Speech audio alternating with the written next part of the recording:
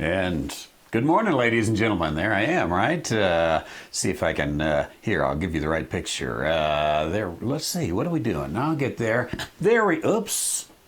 Now I'm in the studio. Welcome to Ask the Theologian. We're doing a little magic there, and I don't know how to work all these buttons, but we are getting there, and I am glad to welcome you to Ask the Theologian as we're sheltering in place in New Mexico to wherever you are hiding out in these days from fear and panic and death and destruction and pandemic and all those kind of things that have come upon us. Now we are ready to take your biblical, theological, and worldview questions. And let me just add a programming note that tonight at 6 p.m., normally Wednesdays we're at 6:15, we will be at 6 p.m.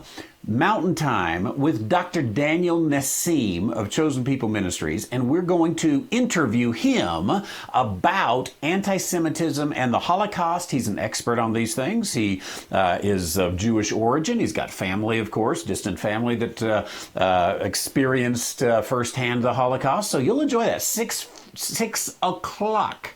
6 o'clock. If you would like an alert for that, if you're on our alert system, you'll get it. If you're not, you can send the word Randy White, one word, Randy White, to 97,000, and that will send you an alert for that. Dr. Daniel Nassim tonight. I think we're going to have a fabulous time in all of that. And I tell you what, as long as the world doesn't stop between now and then, let's do another late night. How about 9:45 p.m. Mountain? Let's do a theological insomniac tonight. I'm feeling good. I'm zesty. I'm ready to go. Okay, let's go with your biblical theological worldview questions. I want to come do one first of all that came in advance from Janice, who asked about Romans chapter 4, verse 24 in the Bullinger Bible. That is the companion Bible. Normally I have one right in front of me. I don't today. And it has to do with the capitalization in the Bullinger Bible. So what I want to do is pull up on the screen right here for you, and let's look at Romans chapter 4, verse 24 in the King James, first of all, which says, chapter 4, verse 24, but for us also to whom it shall be imputed, if we believe on him that raised up Jesus our Lord from the dead. Now notice that him is not capitalized. Now, the question that comes about is that Janice said, you know what? The him in the companion Bible is capitalized. The him in the King James Version is not capitalized. So that is, if you're using a Schofield Bible or any version of the King James, for the most part, is not going to be capitalized. It's lowercase. So the question ultimately is, who is him? And once again, when you look at verse 24, if we believe on him that raised up Jesus our Lord from the dead, this has to be God the Father. God the Father is the one that raised up the Lord from the dead. We could verify that through various scriptures, and I think you would agree with me that is a reference to God the Father. Now, the question, I'm going to kind of split this into a twofold question. One is, why didn't the King James capitalize him? Don't you know you're supposed to capitalize deity? Well, the King James doesn't go by that rule. The King James actually made the decision not to do that, and honestly, I think it's a pretty good decision. The reason is the King James said, we are translators, not interpreters. And being translators, we just translate. Your job is to interpret. And so they leave that to us within the King James. Now, the other versions, they kind of hold our hand. They're the nanny Bible and say, oh, let me help you out. This is a reference to God. But they get that wrong sometimes. I could show you some examples in the New American Standard. I've got formerly NASB stained fingers, and I could show you some examples in which very clearly I think the New American Standard got its capitalization wrong. So I like the fact that the King James has decided not to do that. Now, with Bullinger, however, and of course, many of you know that I'm kind of a Bullinger fan, and yet there's a lot of things with Bullinger I don't agree with. One of the things is that he does go back into the text and use some capitalization, and he does do it for deity. Now, the good thing is he tells us in his preface that he's doing it. So you can know up front what it is. I want to pull up his preface right here, and he talks about the types employed in the text. Now, literally, he means like the typewriter, the kind of font, the kind of type. Let's go back. It's in this section. If you have one on the preface, volume 1, page Roman numeral 5. The text is the authorized version of 1611 as published by the revisers in their parallel Bible in 1886. He says there are no alterations in the text beyond what can be affected by a variation in the character of type. Hence, there is nothing that affects the ear when reading it aloud, but only that which meets the eye in order to call attention to important facts or truth. Let's see, going on, I'll skip some of this. And then he gives some examples. The types employed in the text. These distinguish all divine names and titles. Now, I believe, and pardon me for not having the actual text in front of me, I've only got his notes.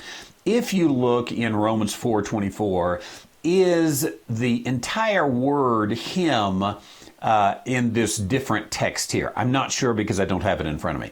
Second thing, all pronouns used for the above, that is, reference to a divine name, or a pronoun in reference to a divine name, have their initials indicated by capital letters.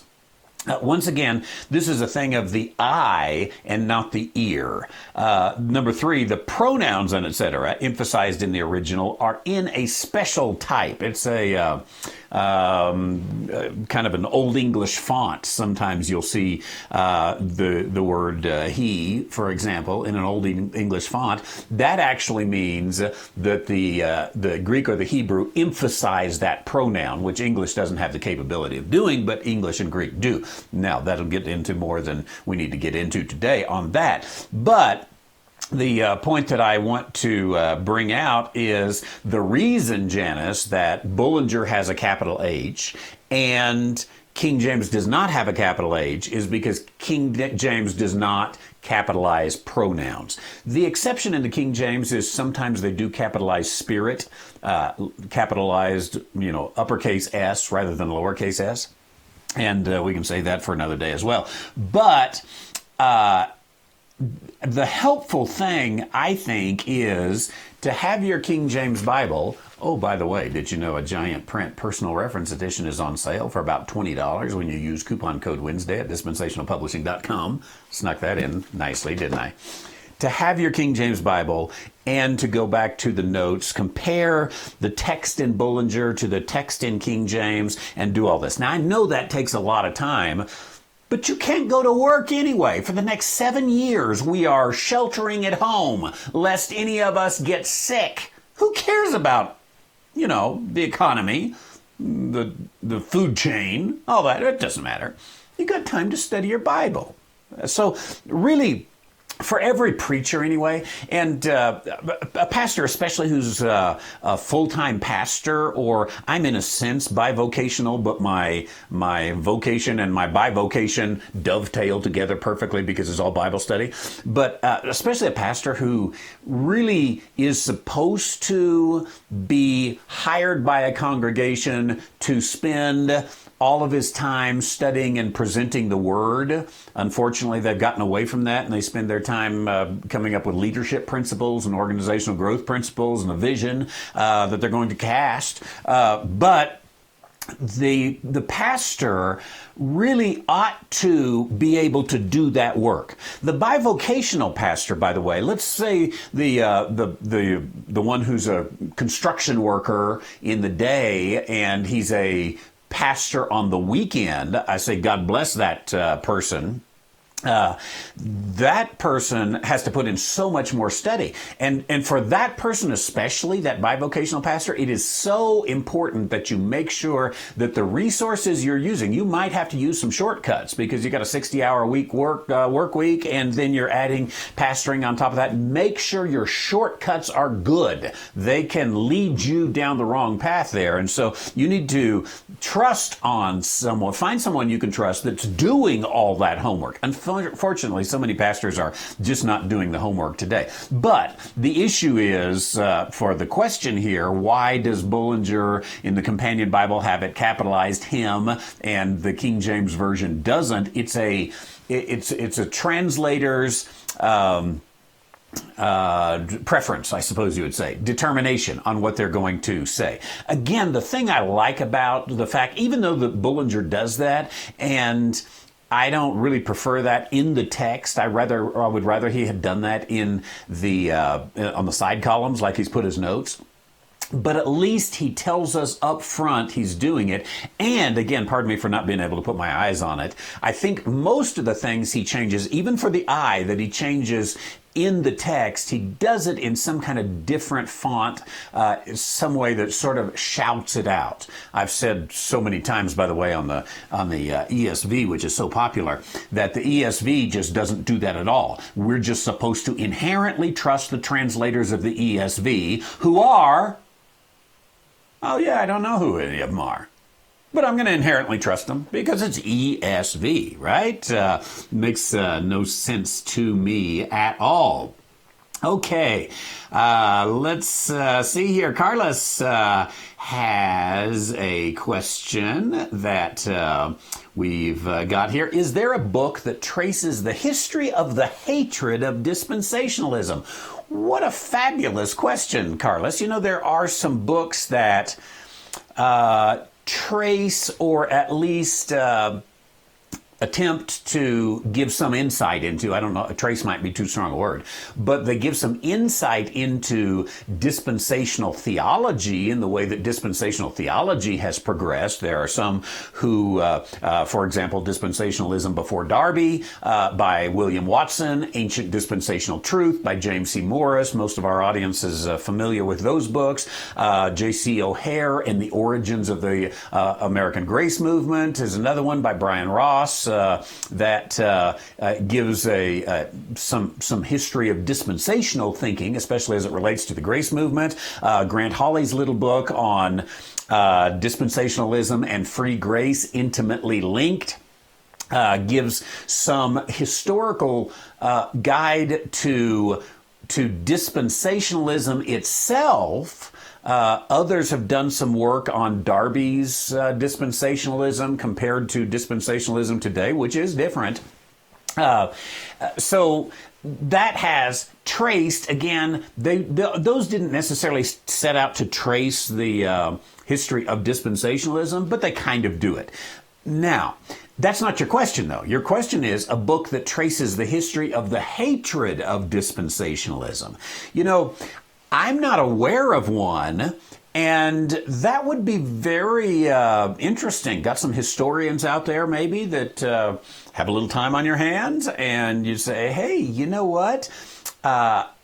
Where did this hatred for dispensationalism start?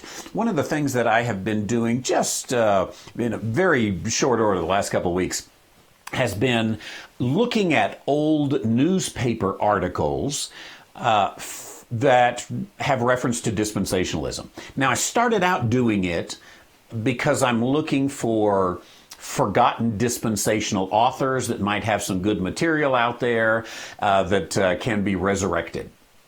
And Yet, I'm glad you mentioned because I want to put that in the back of my mind. It goes a long way back there. I want to put it in the back of my mind and see if we can trace some of this hatred, because there is an animosity towards dispensationalism. If you're a dispensationalist, you must have just fallen off the turnip truck.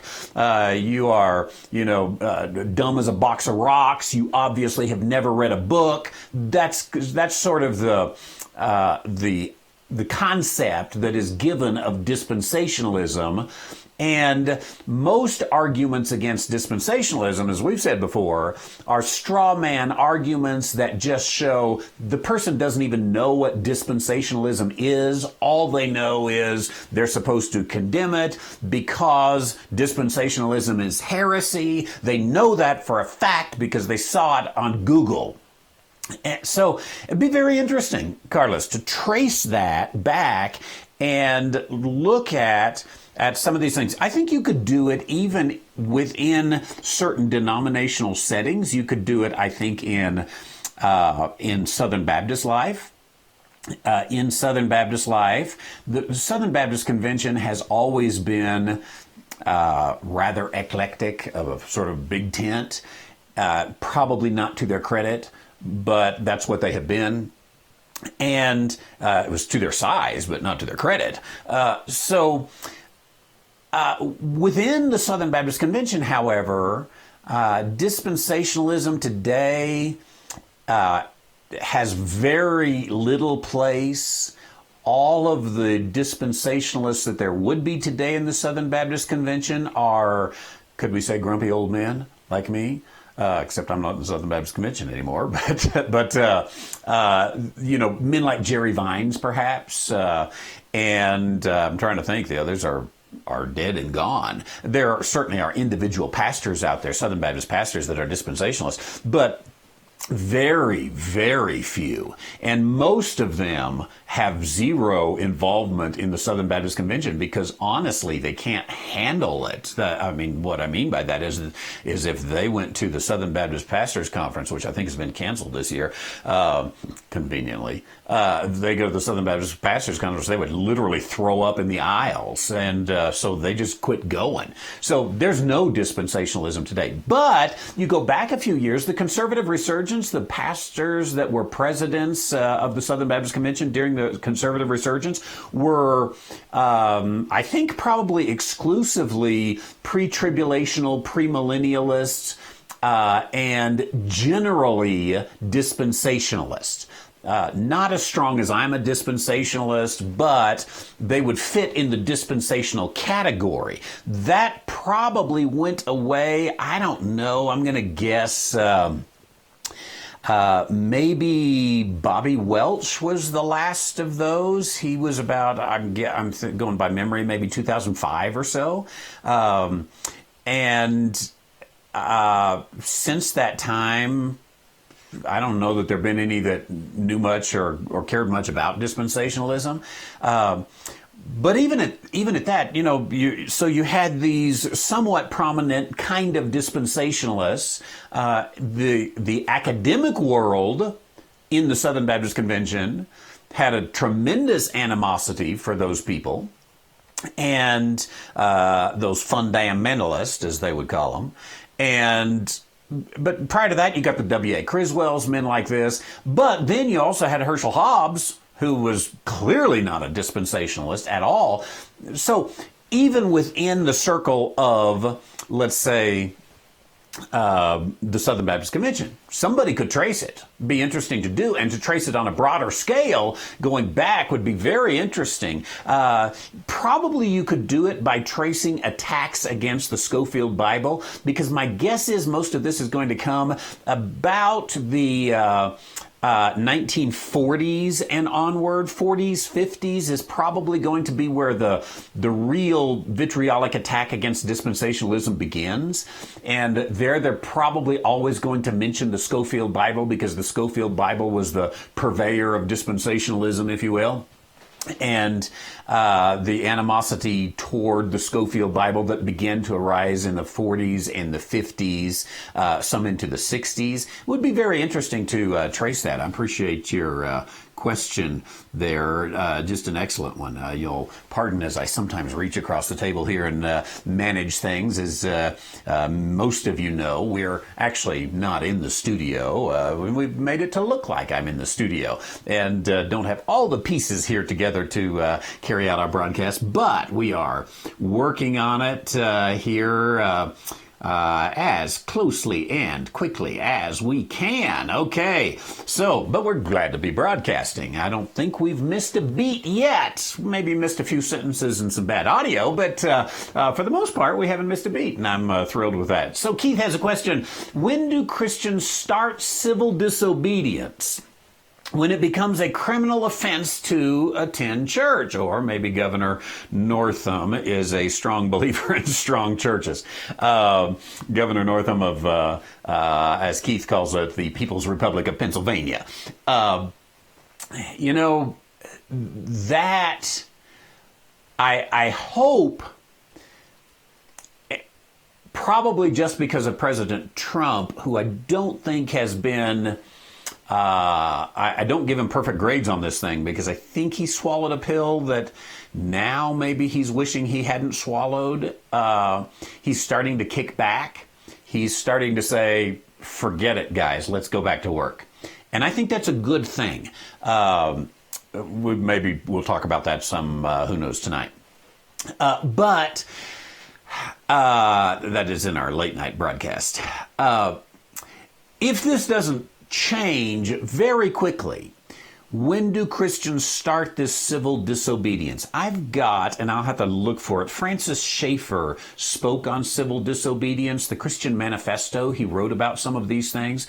It's probably worthy of going back and checking that. I've got a little 5-minute video clip I'll look for and try to put out on considering some of these things. Obviously, it wasn't in this light, but almost never is it. You know, you predict you're going to have civil disobedience because, oh, they're going to tell us we can't preach against homosexuality or other particular sins. We have to do, gay marriages, whatever. And they'll say that, that's why we're going to have to be civilly disobedient. Then they sneak it in on the side. Or it sneaks in on the side. Maybe I should say it more passively. It sneaks in on the side through something like, pandemic, no more church, can't do this. And we have to consider it in a format or an environment which we weren't expecting to have to consider it in.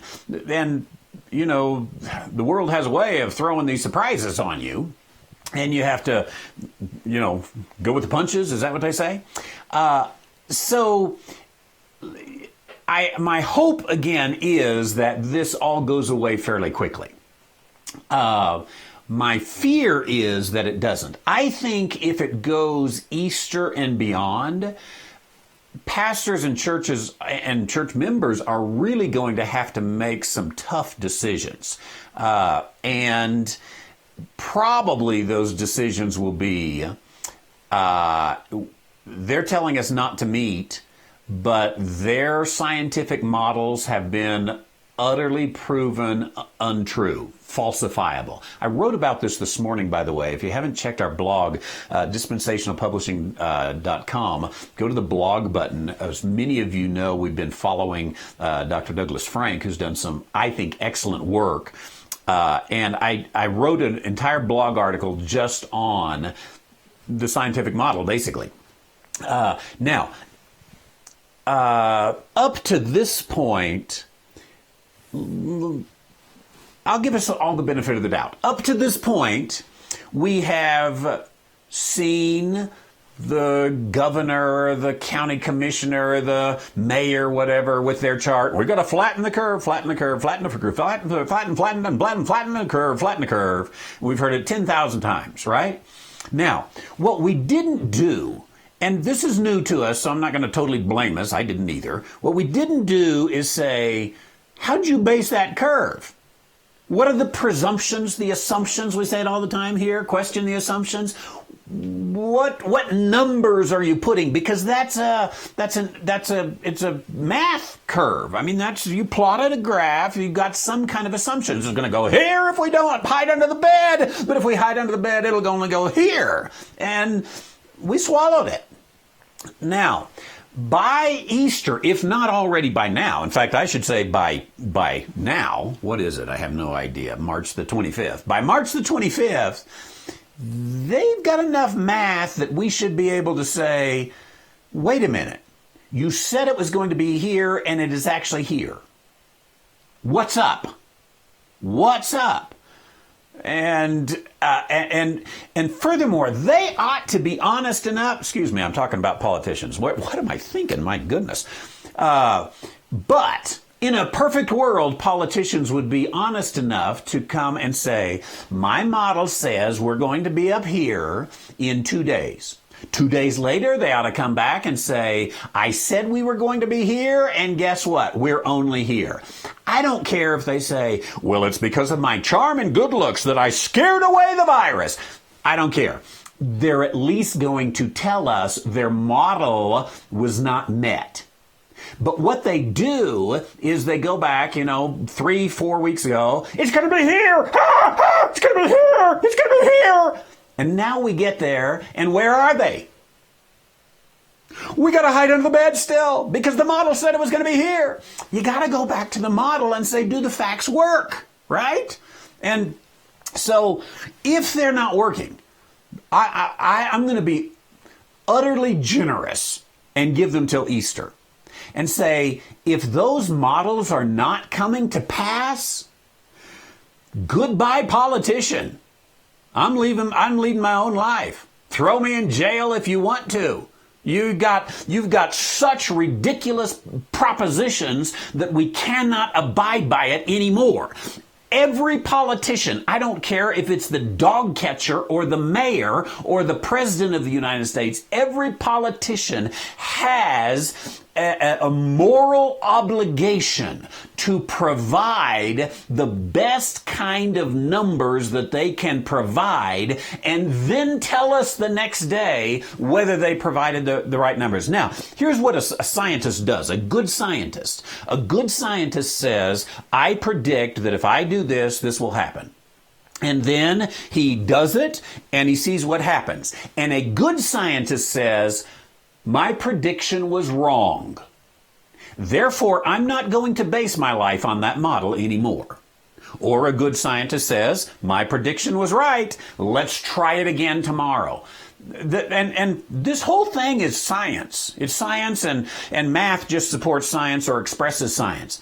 And so we as a people, the people need to come and insist, I think, that our politicians show us the numbers. If you don't read my article, well, what is wrong with you? But if you don't read my article, here's my article right here. Dear politician with a graph, please read this. Would you, by the way, pass this on to your politician? There's one of those graphs right there. I don't know if I can bring that up enough size here. I can't, but I can tell you by memory. If you follow, this is what we do if we shelter in place. This is the Dallas County Commissioner, Clay Jenkins. If you come over here, that number right there, you can't see it, but I am sure that that's a 300,000, I believe it is. I'm trying to look at it. Yeah, 300,000. This is hospitalizations. Now, his dates here are into April and May. Okay, where'd you get that graph? Do you have a daughter who's out of school and she colored this thing and she says, hey, Daddy, look what I did. Oh, I'm going to make public policy on that. Where'd you get the graph? You got it from somebody's numbers. Show me the numbers and show me where they've been tracking. Now, Clay Jenkins, Dallas County Judge, or, Governor Northam, or President Trump or Dr. Fauci or whoever you are making a public decision, you have a moral obligation to show us the numbers. Now, with that, I started to say a moment ago, if you don't read my article, then I just don't understand you. But if you don't read my article, here's the one to read, which is a great article here. I referenced it in my book. It's, in my blog this morning, from the Federalist. I believe this was published today. Yes, March the 25th. Inaccurate virus models are panicking officials into ill-advised lockdowns. Okay, so your question, basically, Keith, comes to be, when do Christians, can we just change that to the populace? When does the populace start civil disobedience if our politicians are making ill-advised lockdowns? I think we go for it, fairly soon. Again, I'll give them a few days to come up with it. And read someone else's blog post, I believe it was, or Facebook post, in the Declaration of Independence just yesterday. I don't have all my keyboards here, so I got to stretch sometimes. Declaration of Independence. Let's see if I can bring this up here. Oh, I can't read it. It's in cursive. That's a joke for the young people. Let's see. Here we go. Okay. It's a good statement right here. Let me highlight it for you. Prudence indeed will dictate that governments long established should not be changed for light and transient causes. And accordingly, all experience hath shown that mankind are more disposed to suffer while evils are sufferable than to right themselves by abolishing the forms of government to which they are accustomed. But when that long train of abuses, usurpations, going on and on, that's as far as we need to go on that. What a fantastic statement to go by. To say, okay, prudence dictates that I shouldn't be civilly disobedient just the moment I disagree with them. But prudence also dictates that I should expect of them to show the numbers and I should follow along. So when do Christians start civil disobedience? Every Christian, every pastor is going to have to figure it out for themselves. But I sure hope there is, as it was called in the Revolutionary War, I hope there's a black-robed brigade that will, in coming weeks, if this doesn't go down quickly, will say, hey, church people, meet me down at the church. We're talking politics. That's going to need to happen if our politicians don't wake up into some kind of sense. Thank you, Keith, for your question. Very much appreciate that. And let's go to Kim's question. Let's see, Kim, I lost your question. There it is. Says this may be a repeat question, but what does one do with to dispose of unacceptable versions of the Bible? It is a repeat question, but I'll go ahead and answer it again briefly. And you could do our search, which we're improving the capabilities of. So I'm not going to bother showing you how to do that now because it's all going to change. You're going to have a better search for Ask the Theologian questions soon. Nathan's working on it. But to dispose of unacceptable versions of the Bible, or for that matter, let's even just say an old and worn out King James version of the Bible, and what do you do with it? I don't think there is a socially accepted norm in the United States for what to do with it.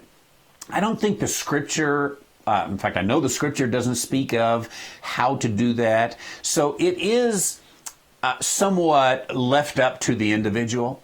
The principle at the bottom is we don't actually, everybody knows this, but I need to say it, we don't worship the words we learn by the words. We believe they are the Word of God. But if I get rid of this, which, by the way, you can save 30% by using coupon code Wednesday. If I got it, I used it, cover's worn out, pages are torn, I decided I wanted to upgrade to a large print Schofield Bible, $79.95, genuine leather. If I wanted to do that and I live in a small space and this is just not going to get used anymore, why keep it? What do I do with it? I think it's a little personal conscience. Again, the Bible doesn't say. Let me say, probably don't give it to your church because they've got an entire room full of them, boxed up, that then they don't know what to do with either. Can you throw it away? I think technically you could. I think we're in an age of grace. I think God is going to understand that this is some paper, and I was looking for another book here. I'm not in my normal setting. I don't have another book. This is paper. This is paper. Yeah, I can throw it away. I think that in our society, showing respect for other things, we don't just put them in the trash. So I would feel uncomfortable just putting it in the trash. I think, for example, if we had a flag that was time to be destroyed, that we would burn that flag. I know that the Jewish people, they hold Torah scrolls that are unusable for whatever reason now. They will hold them until they've got a caseload of them, so to speak, and then they will burn those. So I think burning them shows more respect in our society. It's probably a mental societal thing, but burning them shows more respect than tossing them aside and putting them in the trash. And even an unacceptable version is what you're asking here. Even those, you got the message or whatever it is. I think even that we're recognizing this claims to be a Bible. It's not one I want to use, but I'm going to respectfully burn them and do away with. I think that's what I would do. I've got a bunch of them. Someday I may have to through there to get rid of them. But thank you for your question, Kim in Katy, Texas. I appreciate that. And Rodney, going back to this issue on civil disobedience, Rodney in Memphis has a good comment. There is no civil disobedience if the true law says you are in charge already. We will have to get our constitutional rights back. That refines what we said, and I think it's a good refinement to it that I said really early on in this thing as they started canceling, remember first it was sporting events and those kind of things. And they started changing the right of people to peaceably assemble, that somebody probably somewhere is going to have to test the constitutionality of all this. Now, I think because it's happened nationwide now, that from the local level to the state level to the federal level, all of these emergency powers need to be tested. Now that we've done them, we need to go back. Now, they were written on the books because of what ifs, and very seldom were they used. They were used sometimes in cases of, for example, a hurricane or maybe a forest fire or something like that, where an area was closed off. You couldn't go into that area. Those in that area were ordered to evacuate. But I remember even a number of years ago, when one of the hurricanes was coming into Galveston, the county judge there was a woman. I can't remember her name. I don't believe she's the judge there anymore. But the county judge was a woman, and they were evacuating Galveston Island. And she gave the orders, based upon these emergency provisions, she gave the orders, evacuate. You can't stay in your house anymore. You have to get out of here. Now, even at that, there are always some who are going to stay. What did she do about it?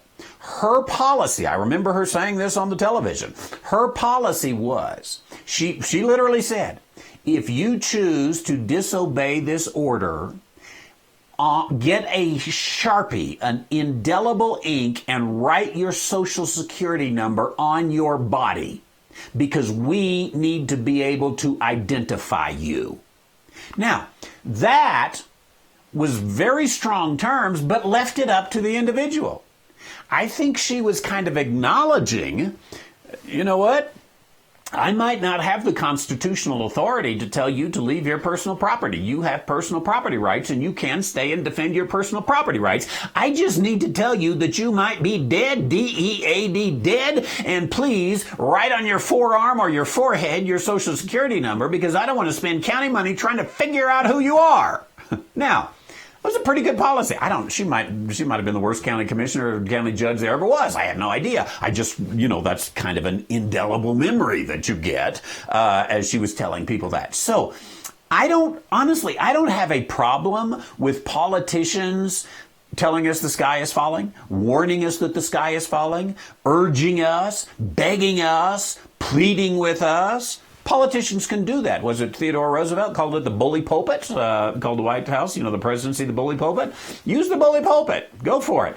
But that's not what they've done. They have, in many cases, made these emergency kind of orders that you will not do this, you will get a fine.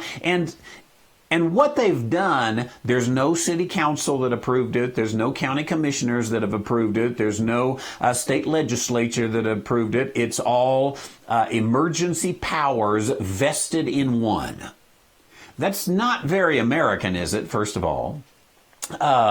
And here we've done these emergency powers, unlike when a hurricane comes or there's a fire, flood. We've put up with those because we said, for the common good, we understand what's happening, and we understand that in the case of a hurricane, 3 days, 4 days, and this is going to be done. In the case of a fire, probably even less than that. So it's been very short times. Now we're going on. I think our governor had just put a stay at home. I noticed she worded it very closely. The governor said, "Stay at home." I'm issuing stay at home instructions. Stay at home instructions. I caught that because I don't think the New Mexico state constitution gives her, or New Mexico state ordinances give her the ability to make a stay-at-home order. I think all she could do is instructions. I was listening closely on that. I haven't verified that, by the way. I may be wrong on it. But she clearly said, in fact, she stumbled over it a little bit, which is what caught my attention. She clearly said, this is a stay-at-home or instructions, stay-at-home instructions. You can't gather with more than 5 people, stay-at-home instructions. And that's till April the 10th. That was earlier this week. I think 3-4 weeks. I didn't look at it. So no business activity except for essential operations, like bars. No business activity until April the 10th. Does she have the constitutional right to do so? Authority to do so? I would question that. So, to put those, Keith and Rodney, together, are you really civilly disobedient when actually it might be the governess who's civilly disobedient, going beyond her powers, or Governor Northam, his powers, whatever it may be? Worthy of looking into. And, in times like this, it tells us that we all ought to be the Renaissance man. That is to say, all of us ought to be well-read so that we can know some science, some math, some government, some history, some civics, just so broadly based that we can make some informed decisions on all things of life.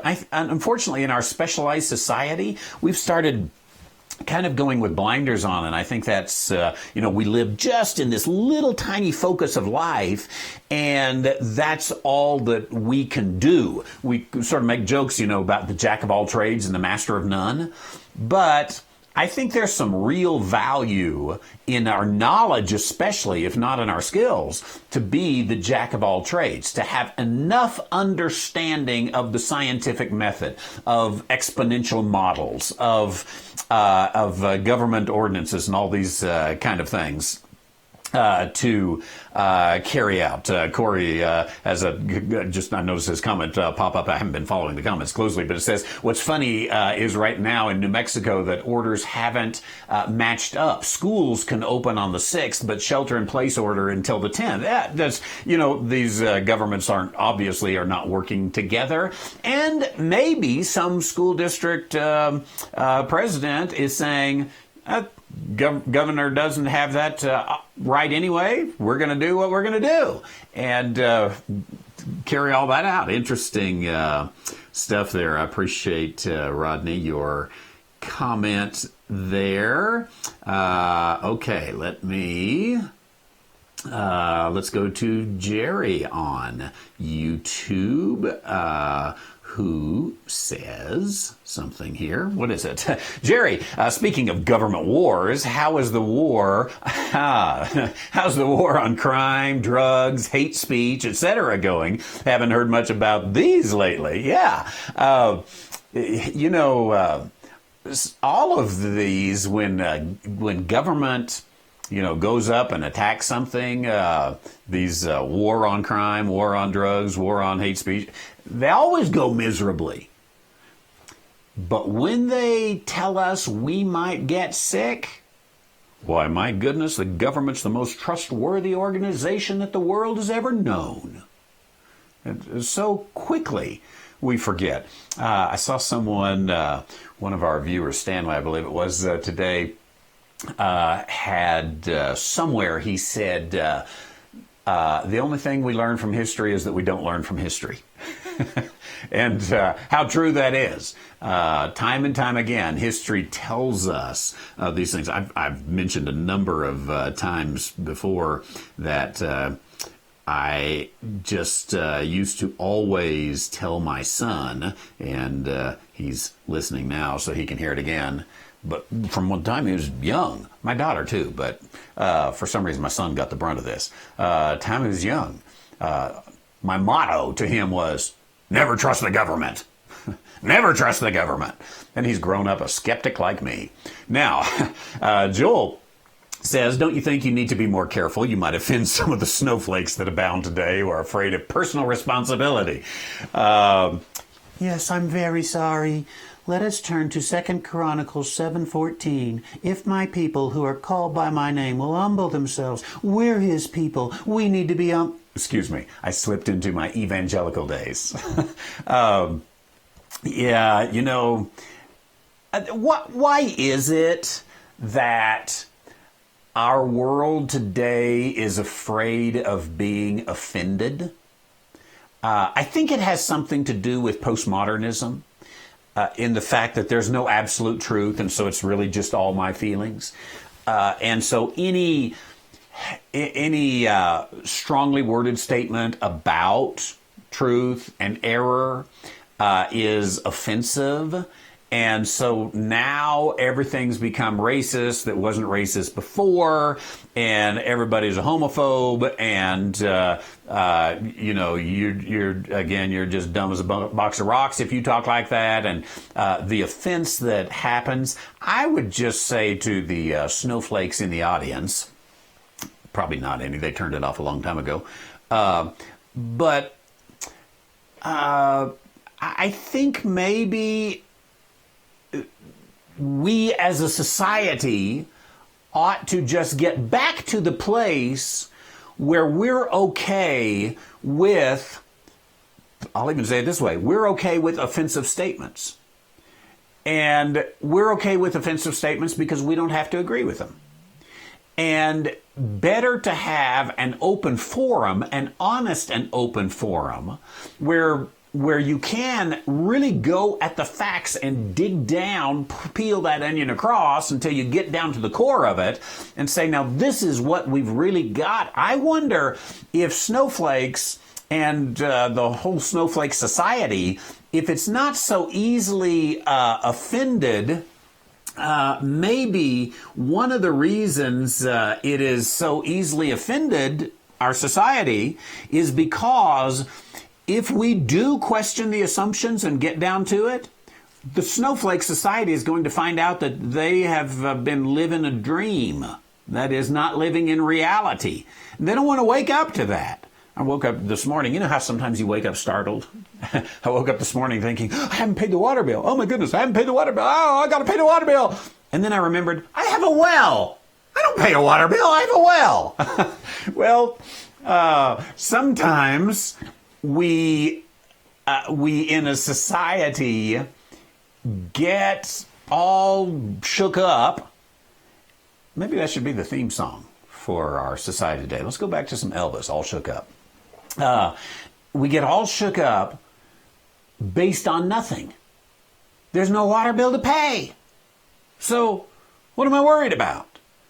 And maybe the snowflakes and the snowflake society is worried that, hey, if you get down here, this is what we're going to deal with. Now, we've talked more about this than government. More often what we're talking about in this program is evangelicalism. Polly wants a cracker, remember?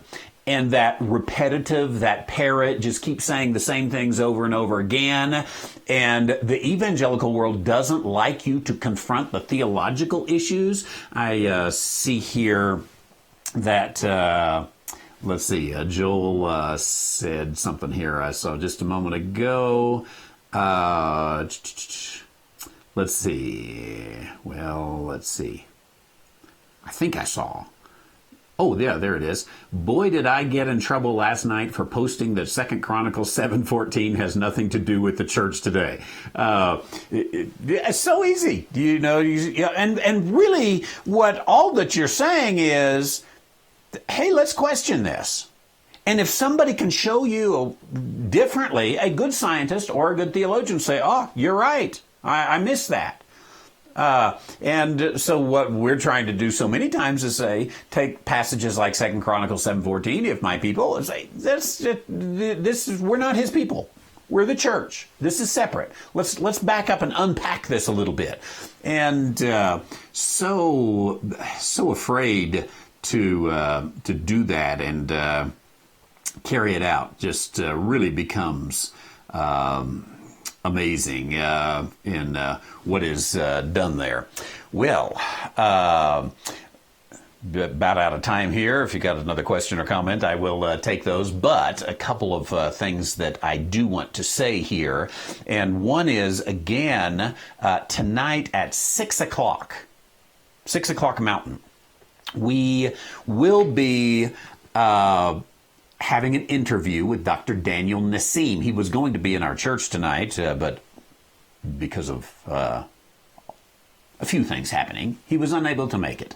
So we're going to have him online, and it'll be an interview format, and we will take questions just like we do for this program. And he is a Jewish believer. His parents, practicing Jews, his parents were believing Jews already. So he's a second generation believer. But he's got information on anti-Semitism and the Holocaust. It'll be interesting. You're tired of hearing about COVID and everything else anyway. So come and join us if you can tonight, 6 o'clock Mountain Time. That's 8 o'clock for those of you on the East Coast, 5 o'clock p.m. for those of you on the West Coast. And we'll talk with Dr. Daniel Nassim right here, randywhiteministries.org. Second thing that I want to ask you to do is go to dispensationalpublishing.com. Look again at the blogs.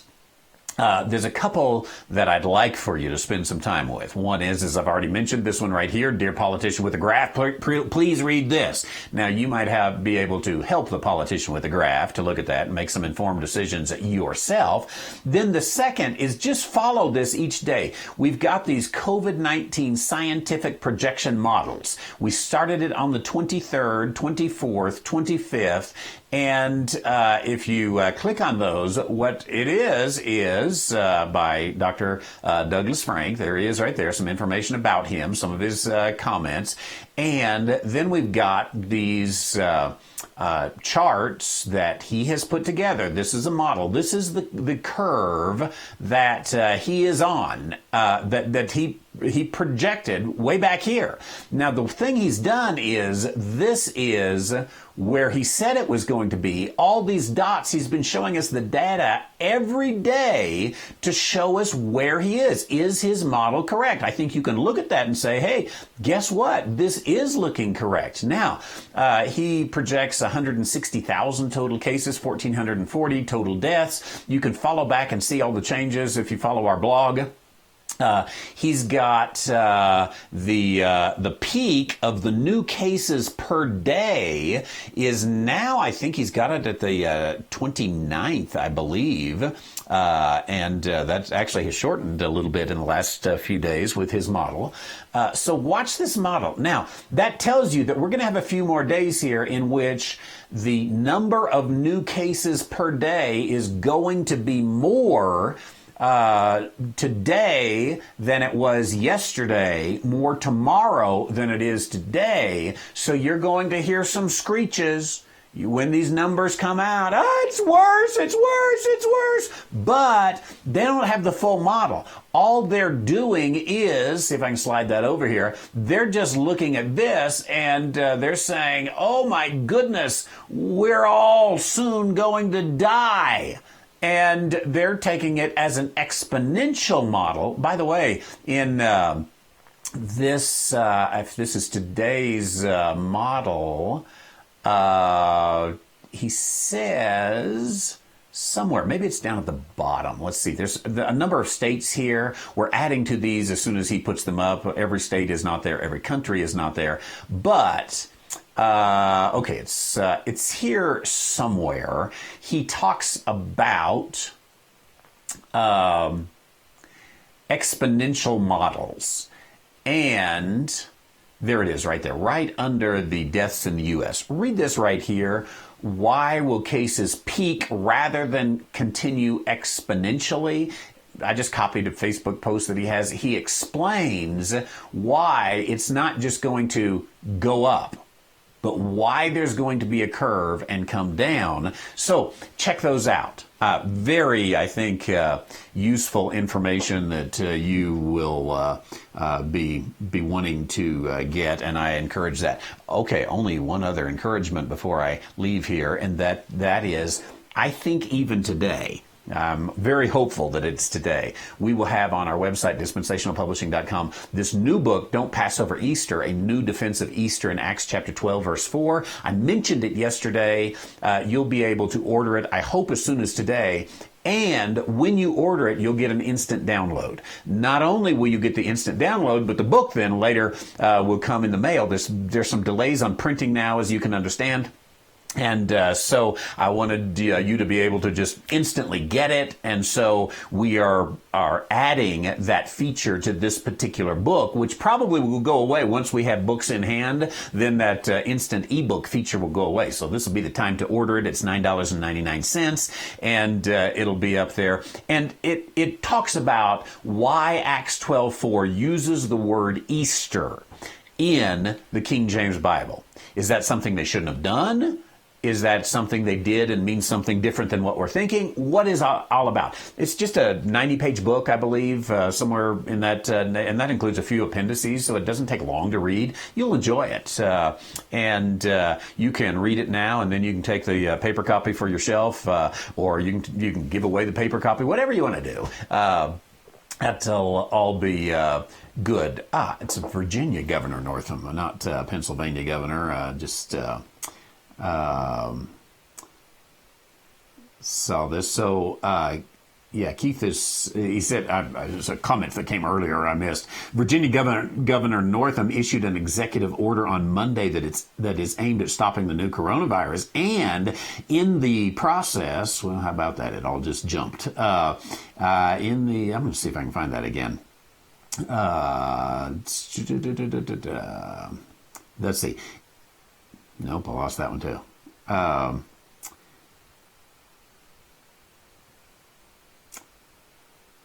in the process making it a criminal offense to hold a church service attended by 10 or more people. That's in Virginia. Yeah, somewhere that's going to have to be tested. I wouldn't give it long, pastors in Virginia, before that is tested. Governor Northam, first of all, is a loon. What in the world were you all thinking over there? But we have Governor Lujan Grisham. I will say one thing for New Mexico, and this is a testimony to the power of the Catholic Church. Even with the stay-at-home instructions in New Mexico, for which you can be fined for gathering with groups of 5 or more, even with that, there is an exception for places of worship. She's not going to go up against that Catholic vote. Interestingly, most of the Catholic dioceses have closed down, and they're not having services, all of them in northern New Mexico anyway. Very unprecedented. It's probably been 500 years since you haven't had Catholic Mass in northern New Mexico. But at least she said, nah, I can't go there. But Governor Northam, who I don't think has a religious bone in his body, has, poo-pooed that. By the way, reading some of those old newspapers the other day, I found a newspaper that actually said somebody poo-pooed something. So, it's legitimate newspaper language.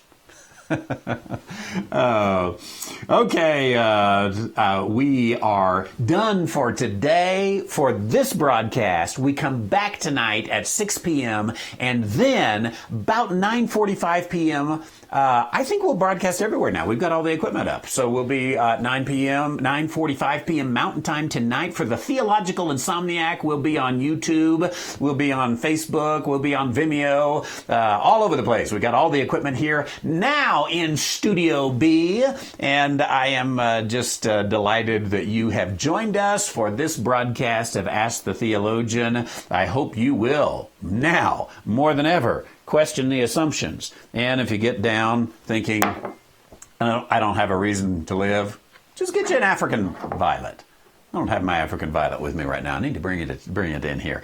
God bless you. Have a terrific day. It's been wonderful to have you. The one thing we don't have up here in Studio B is music.